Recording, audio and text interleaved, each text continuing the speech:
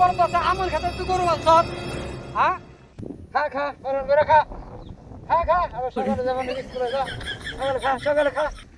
এই মেয়ে এই তোমার পুকুরে খেতা করলাম কি তুমি আমার আমল খেতে মতো গরু না বাইন্দাছ এই তোর কেছে এই কেছে তোর এই তোর কেছে তোমার তো বড় তো আছে তুমি অশিক্ষিত তোমার গরু হইলো অশিক্ষিত এই কেন বেশ আমার গরু অশিক্ষিত আমার গরু যে বিকালে চা খেলেন নাকি আমার গরু দেবেন্দ্র কলেজের ছাত্র হ্যাঁ ওই হলো প্রফেসর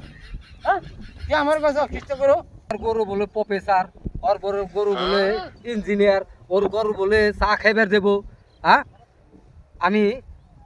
চেয়ারম্যানের কাছে যাইতাছি বিচারটা লইয়া যে চেয়ারম্যানে কি করে যা যা চেয়ারম্যানের কাছে যা করবা যা যা গরু বলে শিক্ষিত